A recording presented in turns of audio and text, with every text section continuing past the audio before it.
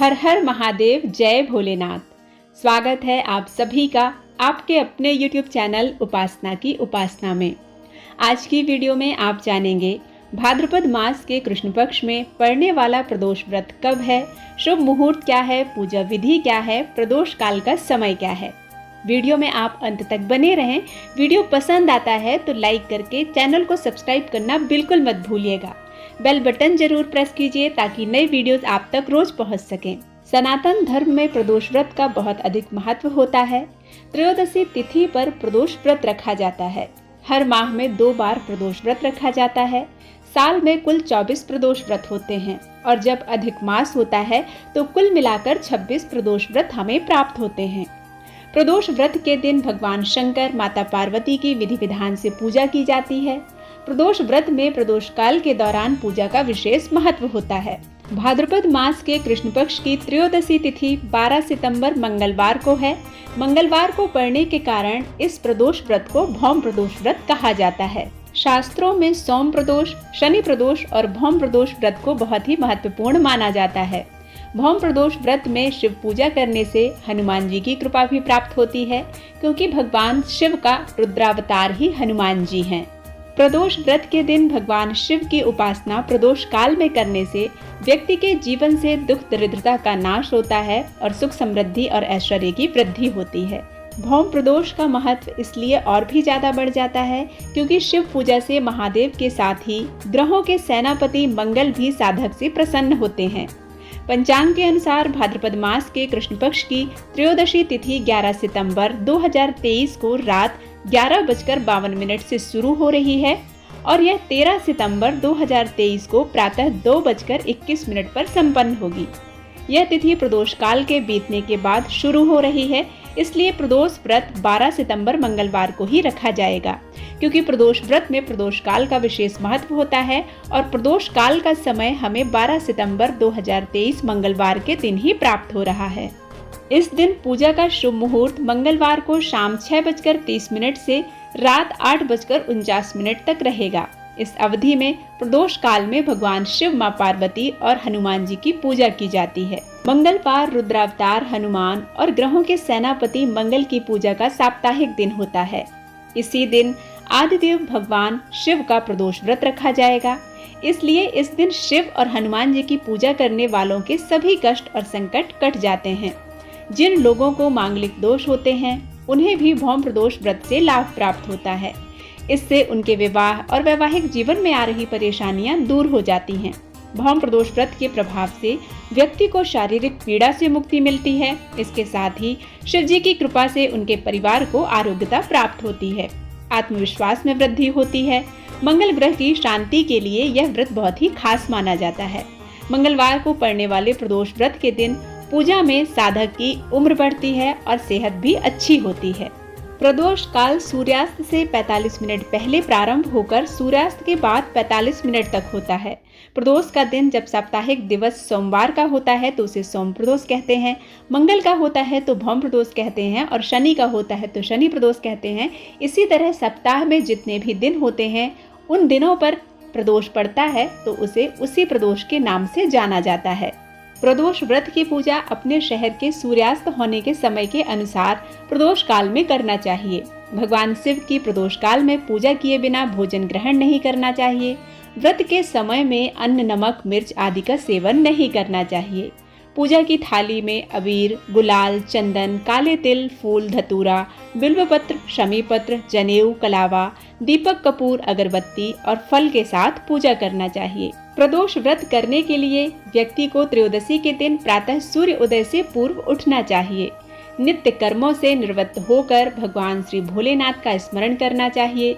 इस व्रत में आहार नहीं लिया जाता है। पूरे दिन व्रत रखने के बाद सूर्यास्त से 1 घंटा पहले स्नान आदि कर श्वेत या गुलाबी रंग के वस्त्र धारण करने चाहिए। पूजा स्थल को गंगा जल या स्वच्छ जल से शुद्ध करने के बाद गाय के गोबर से लीपकर मंडप तैयार किया जाता है। अब इस मंडप में 5 रंगों का उपयोग करते हुए रंगोली बनाई जाती है। प्रदोष व्रत की आराधना करने के लिए कुशा के आसन का प्रयोग किया जाता है। इस प्रकार पूजन की तैयारियां करके उत्तर या पूर्व दिशा की ओर मुख करके बैठ जाएं। इसके बाद दीपक प्रज्वलित करें। दीपक प्रज्वलित करने के बाद दीपक का पूजन करें, अर्घ्य समर्पित करें, रोली कुमकुम अक्षत समर्पित करें, फूल अर्पित करें और इसके बाद स्वयं भी टीका लगाएं। इसके बाद हाथ में अक्षत, गंगा जल, पुष्प लेकर त्रयोदशी व्रत का संकल्प लें। संकल्प लेने के बाद वह संकल्प का जल भगवान मृत्युंजय महादेव के चरणों में समर्पित कर दें। पूजन के दौरान भगवान शिव के पंचाक्षरी मंत्र ओम नमः शिवाय का जाप करते रहें। इसके बाद भगवान गणेश, भोलेनाथ, माँ पार्वती और हनुमान जी का गंगा जल से अभिषेक करें। इसके बाद भगवान शिव, माँ पार्वती, गणेश जी, हनुमान जी का पंचामृत से अभिषेक करें। इसके बाद स्वच्छ गंगा जल से अभिषेक करें। इसके बाद भगवान गणेश को रोली कुमकुम अक्षत और हल्दी का टीका लगाएं। माँ पार्वती को रोली कुमकुम हल्दी अक्षत का टीका लगाएं। भगवान शिव को श्वेत चंदन समर्पित करें, अष्टगंध समर्पित करें। हनुमान जी को भी अष्टगंध समर्पित करें। इसके बाद भोलेनाथ को अक्षत और काले तिल समर्पित करें। भोलेनाथ को बेलपत्र, भांग, धतूरा, मदार पुष्प, शमी पुष्प अर्पित करें। इसके बाद भगवान हनुमान को रक्त कनेर पुष्प समर्पित करें। शिव पूजन में यज्ञोपवीत का विशेष महत्व होता है, इसलिए भगवान गणेश, मृत्युंजय महादेव और हनुमान जी को यज्ञोपवीत यानी कि जनेऊ जरूर अर्पित करें। गणेश जी को दूर्वा अर्पित करें और माँ पार्वती को रक्त कनेर या गुड़हल का पुष्प समर्पित करें। इसके बाद धूप दीप समर्पित करें। इसके बाद नैवेद्य समर्पित करें और नैवेद्य समर्पित करने के बाद आरती करें। आरती करने के बाद कर्पूर आरती करें।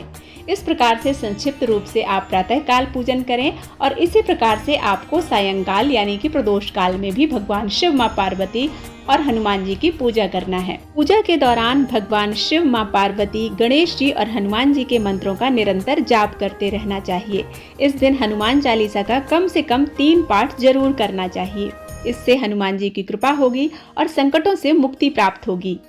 प्रदोष व्रत को रखने से 2 गायों को दान देने के समान पुण्य फल की प्राप्ति होती है। प्रदोष व्रत को लेकर एक पौराणिक तथ्य भी है।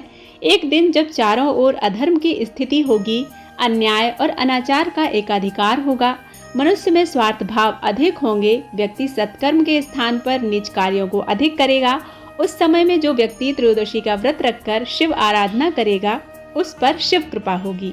इस व्रत को रखने वाला व्यक्ति जन्म जन्मांतर के फेरों से निकलकर मोक्ष मार्ग पर आगे बढ़ेगा और उसे उत्तम लोक की प्राप्ति होगी। श्रद्धा और विश्वास के साथ स्त्री पुरुष दोनों ही यह व्रत रख सकते हैं। कहा जाता है कि इस व्रत से कई दोषों से मुक्ति मिलती है, संकटों का निवारण होता है और यह व्रत साप्ताहिक महत्व भी रखता है।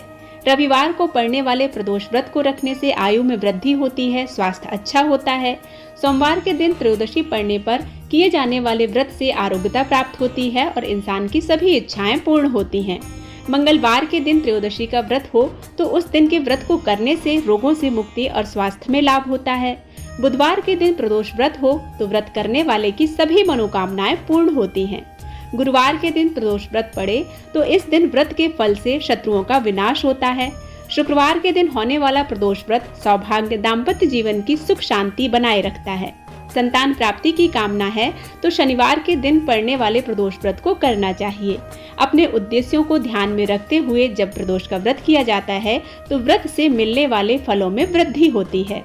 इस व्रत में अन्न ग्रहण नहीं किया जाता है। इस व्रत में फलाहार ही किया जाता है। प्रदोष काल में पूजा करने के बाद भगवान शिव से पूजा में की हुई गलतियों के लिए क्षमा मांगनी चाहिए और उसके बाद फलाहार करके अपने व्रत का पारण करना चाहिए।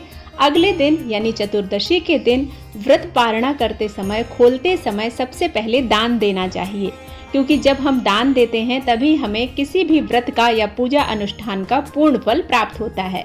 तो दान देने से पहले आप अन्न ग्रहण ना करें, पहले दान दें, उसके बाद ही अन्न ग्रहण करें। उम्मीद है यह जानकारी आप सभी को पसंद आई होगी। यदि पसंद आती है तो वीडियो को लाइक करके चैनल को सब्सक्राइब करना बिल्कुल मत भूलिएगा। मिलती हूँ प्रदोष व्रत की कथा के साथ, तब तक के लिए ओम नमः शिवाय।